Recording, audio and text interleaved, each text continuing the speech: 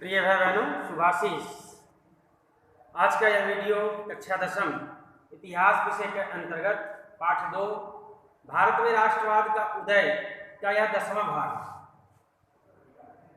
इस वीडियो में आज आप सभी गांधी जी द्वारा चलाए गए द्वितीय सविनय अवज्ञा आंदोलन के बारे में अध्ययन कर रहे हैं। भाई बहनों, जैसा कि हम जानते हैं कि गांधी इरविन समझौते के बाद 7 सितंबर 1931 ईस्वी से और 1 दिसंबर 1931 ईस्वी तक लंदन में द्वितीय गोलमेज सम्मेलन आयोजित हुआ था और गांधी इरविन समझौते में गांधी जी ने इरविन से वादा किया था कि वह द्वितीय गोलमेज सम्मेलन में भाग लेंगे और कांग्रेस भी भाग लेगी। तो गांधी जी अपने किए गए वादे के अनुसार गांधी इरविन समझौते अर्थात उसको दिल्ली पैक्ट के नाम से भी जाना जाता है क्योंकि वह दिल्ली में आयोजित हुआ था, तो इस नाते से उसे दिल्ली पैक्ट भी कहा जाता है।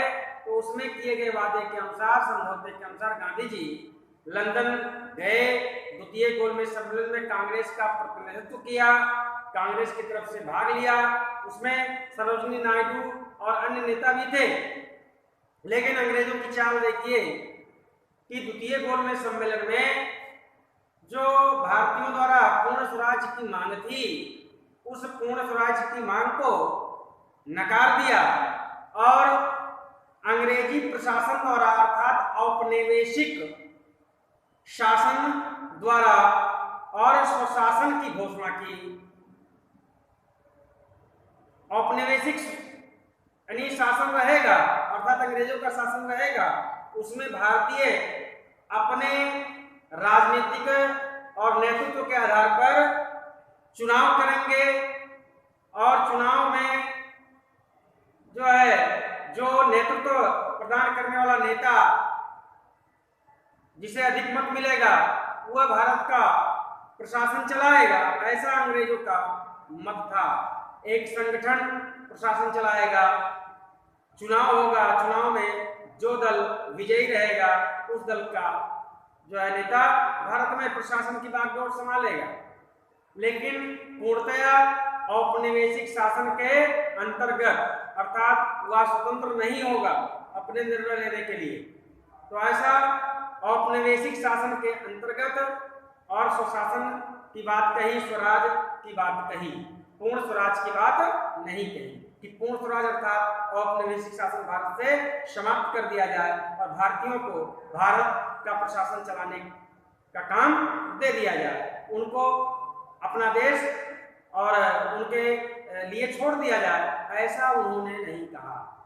तो गांधी जी को बड़ा कष्ट हुआ। पहला झटका गांधी जी को ये लगा कि औपनिवेशिक शासन के अंतर्गत और स्वराज के लिए चुनाव कराए जाएंगे 1935 ईस्वी में। और उसमें जो और आगे बात बढ़ी यह बढ़ी कि उस चुनाव में सांप्रदायिक आधार पर और चुनाव क्षेत्र बांटे जाएंगे। उसमें हिंदू, मुस्लिम, सिख, ईसाई, जैन, बौद्ध और एंग्लो इंडियन, पारसी अलग अलग उनकी आबादी के आधार पर और चुनाव क्षेत्र रहेंगे और चुनाव में उनकी आबादी के आधार पर सीटें रहेंगी और उन सीटों पर उस संप्रदाय के व्यक्ति उस क्षेत्र से चुनाव लड़ेंगे। तो गांधी जी को दूसरा झटका लगा। इसको अंग्रेजों ने सांप्रदायिक पंचाट नाम दिया। उसमें हिंदुओं में भी दलित का, अछूत का अलग क्षेत्र रहेगा, उनके तरफ से अलग सीट निर्धारित होगी और उन सीट पर दलित वर्ग ही चुनाव लड़ेगा।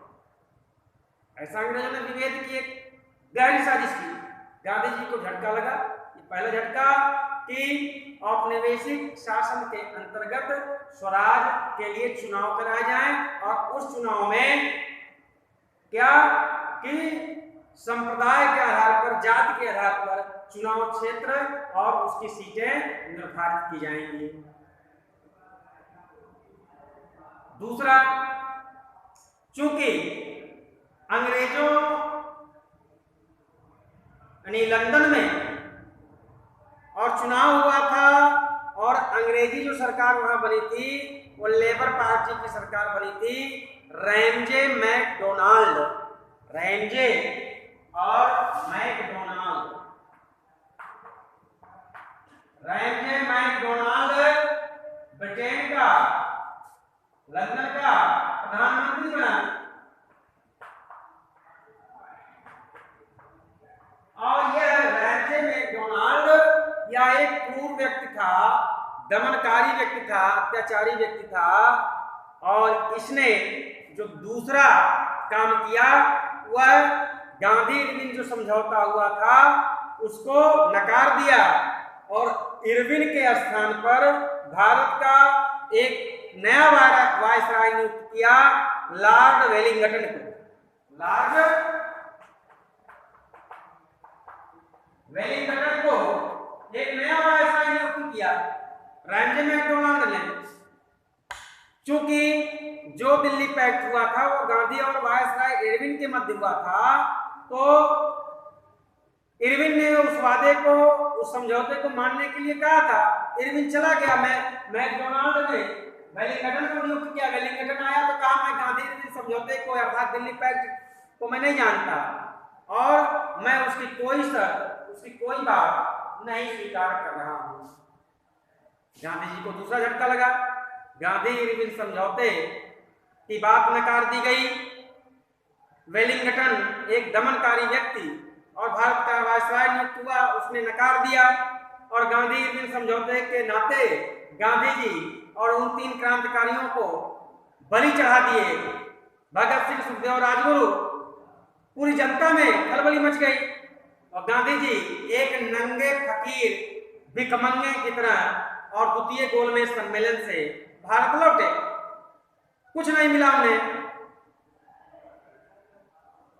उन्हें कुछ नहीं मिला द्वितीय गोलमेज सम्मेलन में, जिसके निमित्त वह बड़े उत्साह से गए थे और उन 3 क्रांतिकारियों की बलि चढ़ाकर गए थे, लेकिन उन्हें कुछ नहीं मिला।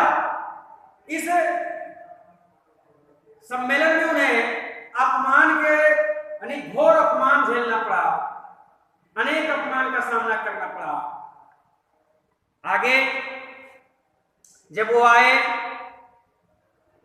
तो 1 जनवरी और 1932 ईस्वी को उन्होंने द्वितीय सविनय अवज्ञा आंदोलन करने का निश्चय किया, घोषणा किया और 4 जनवरी 1932 ईस्वी को संपूर्ण भारत में द्वितीय सविनय अवज्ञा आंदोलन प्रारंभ हो गया। आंदोलन प्रारंभ होने के बाद संपूर्ण भारतीय पूरे जोर शोर से इस आंदोलन में कूद पड़े, आंदोलन में हिस्सा लिया और इसकी सफलता शुरू में जो देखी जा सकती है वह इन बातों से देखी जा सकती है कि 80,000 के करीब लोग और जेलों में स्वतः कैद हो गए, गिरफ्तारी दी। लेकिन गांधी जी उसमें जो बिपिन चंद्र पाल और अन्य क्रांतिकारी लोग थे वह भी उस आंदोलन में शामिल हुए। गांधी जी को पता नहीं क्या मन में उनको लगा और वो अपनी आंदोलन में अपनी जो भूमिका थी उस भूमिका को मंद कर दिए, धीरे धीरे कम कर दिए। या तो उनके मन में यह भाव रहा कि क्रांतिकारी इसमें आ गए या जो भी रहा, तो उसमें वो धीरे धीरे गति कम किए और उधर अंग्रेजों की और दमनकारी जो है चक्र चल रहा था, दमनकारी नीतियां चल रही थी, जिसके अंतर्गत अंग्रेजों ने अर्थात रैमजे मैकडोनाल्ड ने, जो ब्रिटिश का प्रधानमंत्री था, उसने भारत में 16 अगस्त और 1932 ईस्वी को एक सांप्रदायिक पंचाट, जिसकी चर्चा द्वितीय गोलमेज सम्मेलन में वह कर रहा था, वह लागू भी कर दिया। और सांप्रदायिक पंचाट लागू होने के बाद गांधी जी आमरण अनशन पर बैठ गए उसके विरोध में और 8 मई 1932 ईस्वी को 8 मई 1933 ईस्वी को आमरण अनशन पर बैठे। 21 दिन के लिए आमरण अनशन पर बैठे आमरण अनशन, भूख हड़ताल, ना अन्न लेना न जल लेना, 21 दिन तक ऐसा उन्होंने घोषणा किया और रहे भी। आगे उसी समय गांधी जी ने, जब आंदोलन अपने चरम पर था, उसी समय गांधी जी 6 सप्ताह के लिए द्वितीय सविनय अवज्ञा आंदोलन स्थगित कर दिए बिना किसी से विचार विमर्श किए। पता नहीं क्या उनके मन में आया और उन्होंने द्वितीय सविनय अवज्ञा आंदोलन को 6 सप्ताह के लिए स्थगित कर दिया। उसमें उस गांधी जी के इस कृत्य को देख करके और भारतीयों में उत्साह कम हुआ, भारतीयों में उत्साह कम हुआ, लोगों ने उनकी आलोचना भी की। और जब उत्साह कम हुआ तो अंग्रेजों की दमनकारी चक्र, दमनकारी नीतियां, दमनकारी कार्य और अधिक जोर से चलने लगे। और आगे चल करके कांग्रेस को अंग्रेजों ने एक गैर सरकारी संगठन घोषित किया, एक जो है षड्यंत्रकारी संगठन घोषित किया, जिसके अंतर्गत लोगों को जेल में ठूंसा गया। तो इन सब कृत्यों के कारण आगे जब ये कांग्रेस जो गैर सरकारी संगठन घोषित हो गया, कांग्रेस पर अत्याचार होने लगे, उस दल का विघटन कर दिया गया कांग्रेस का अंग्रेजों के द्वारा।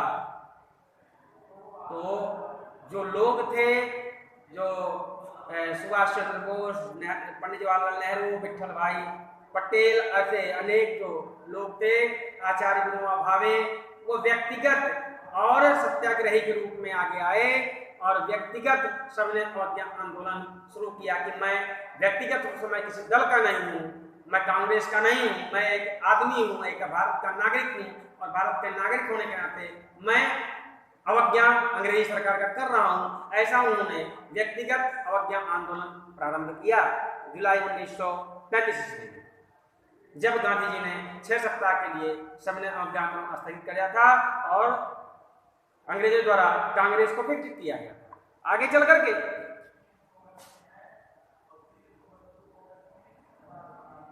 व्यक्तिगत रूप से और दमनकारी चक्र अंग्रेजों का चलता रहा, लोगों को जेलों में ठूंसा जा रहा था। गांधी जी उधर अनशन पर बैठे थे, उनका भी उत्साह कम हो गया था, तो आगे लोगों का भी उत्साह कम हो गया। कांग्रेस को भंग कर दिया गया, एक संगठन को भंग कर दिया गया, कोई नेतृत्व करने वाला नहीं रहा, तो धीरे धीरे लोगों में उत्साह कम हो गया। और लोगों में उत्साह कम को देख करके गांधी जी ने और 1 अगस्त 1935 ईस्वी को जब उन्हें गांधी जी को कैद कर लिया अंग्रेजों ने, व्यक्तिगत सत्याग्रही के नाते से, व्यक्तिगत अवज्ञा आंदोलन का नेतृत्व करने के नाते से, तो लोगों में और उत्साह की कमी आई और गांधी जी ने वहीं जेल में से ही और 7 अप्रैल 1934 ईस्वी को द्वितीय सविनय अवज्ञा आंदोलन स्थगित करने की घोषणा कर दी, निर्णय ले लिया। गांधी जी का यह निर्णय था, ये कांग्रेस का निर्णय नहीं था। गांधी जी ने व्यक्तिगत रूप से और द्वितीय सविनय अवज्ञा आंदोलन करने की घोषणा कर दी। उन्होंने कहा कि लोगों में उत्साह की कमी है, आंदोलन अब स्थगित करना चाहिए। तो इस गांधी जी के इस कृत्य पर यानी 2 बार, एक बार जो आंदोलन स्थगित किया वो 6 सप्ताह के लिए, वो सामूहिक रूप से कांग्रेस के नेतृत्व में चल रहा था। दूसरा, जब व्यक्तिगत रूप से लोग आगे आए तो भी आंदोलन स्थगित कर दिया और कहा कि उत्साह में कमी है। जेल में जब गांधी जी गए, अब चाहे जेल में बंद होने के नाते से या जो भी रहा हो, और वो आंदोलन स्थगित कर दिए,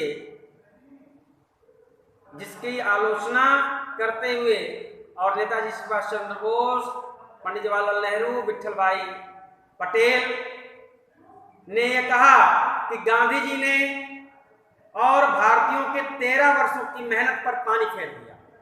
अर्थात 13 वर्ष से यह आंदोलन लगातार चल रहा था। सविनय क्या कहते हैं उसको, असहयोग आंदोलन, सविनय अवज्ञा आंदोलन, और 13 वर्ष लगातार भारतीय जो मेहनत कर रहे थे उन 13 वर्षों पर, और ये पानी फिर गया। लगातार असहयोग आंदोलन से लेकर के और सविनय आंदोलन तक लगातार भारतीय जागरूक हुए अपने देश के प्रति, उनमें राष्ट्रवादी विचारधारा जागृत हुई और आंदोलन स्थगित करने से, और ऐसा लगा उन लोगों को, उन्होंने कहा कि 13 वर्षों की मेहनत पर गांधी जी ने पानी फेर दिया भारतीयों को। इस प्रकार अंतिम रूप से जब 18 और 19 मई 1934 ईस्वी को कांग्रेस का अधिवेशन हुआ, उसमें सामूहिक रूप से वहां निर्णय लिया गया कि अब ये जो सविनय अवज्ञा आंदोलन है यह पूर्णतः भारत से बंद किया जाता है। तो 18-19 मई और 1934 ईस्वी को द्वितीय सविनय अवज्ञा आंदोलन का अंतिम रूप से समापन हुआ। इस पर ये जो नेता थे यानी सुभाष चंद्र बोस, विठल भाई पटेल, ये नेता गांधी जी को एक असफल राजनीतिक नेता के तौर पर संबोधित किया। कहा गांधी जी भारत के राजनीतिक इतिहास में एक असफल नेता साबित हुए। सत्य बात है, उनका कोई आंदोलन अंग्रेजों को परेशान नहीं कर पाया, बल्कि अंग्रेजों ने और उसको दमन कर दिया, उनके उस आंदोलन को दमन कर दिया। शुरू में अंग्रेजों ने गांधी जी की कुछ बातें मान ली थी, चाहे वह चंपारण सत्याग्रह हो, जो भी हो, उसमें बातें मान ली थी, क्योंकि द्वितीय विश्व युद्ध चल रहा था, गांधी जी उसमें सहयोग कर रहे थे, भारतीयों को सेना में भेज रहे थे, तो अंग्रेजों ने भी बातें कुछ मान ली। और चंपारण सत्याग्रह और खेड़ा सत्याग्रह, अहमदाबाद सत्याग्रह ये सफल हो गया, लेकिन आगे का कोई आंदोलन उनका आप देखेंगे इतिहास उठा करके, कोई आंदोलन सफल नहीं हुआ। ये तो क्रांतिकारियों ने अंग्रेजों को मुंह तोड़ जवाब दिया, उसी आंदोलन में हिंसात्मक कार्रवाई करके, तो उसके बाद अंग्रेज भागने को विवश हुए। तो हमें किसी दुश्मन के सामने घुटने टेकने वाला काम नहीं करना चाहिए। दुश्मन को अपने पराक्रम, अपने पौरुष से विवश कर देना चाहिए, उसे मजबूर कर देना चाहिए भागने को। तो आज के लिए इतना ही। द्वितीय सविनय अवज्ञा आंदोलन के बारे में आपने पढ़ा, समझा, इसका लेख मैं भेज रहा हूं, उसको नोट करिएगा। धन्यवाद।